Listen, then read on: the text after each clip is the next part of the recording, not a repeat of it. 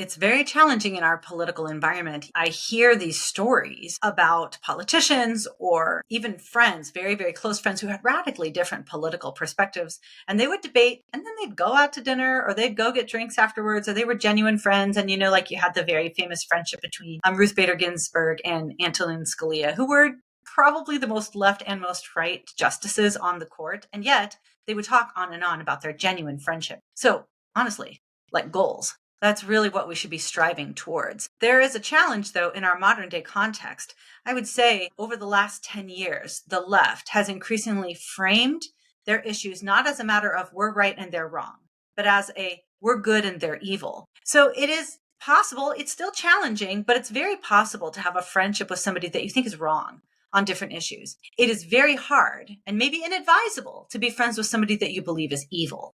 And so the way that we think about and talk about politics absolutely shapes the way we perceive the people who hold opposing views. So there have been studies that have shown over the last 5 years, especially since, 2020 and COVID and BLM and, the last Trump election, that progressives are probably by a 2-to-1 margin more likely to cancel a friendship, unfriend you, or deperson you as a family member if you don't agree with them politically. And I've certainly seen that in my social circle and in my family relationships, that people on the right tend to really see the other people as misguided and wrong, but not necessarily evil. But now I really do think we have seen quite a bit of radicalization, on both camps, where even people on the right will look at people on the left and say, you are legitimately destroying my country. I can't be friends with you if you think that we should have an open border so that illegals can come in and murder my daughters. They have that perspective too. So should we unfriend people who disagree with us politically? The answer is no.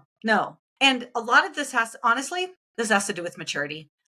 Are you mature enough to rise above it? And that does require a certain level of absorbing frustration or hostility that maybe isn't directed at you, but you might perceive to take it personally.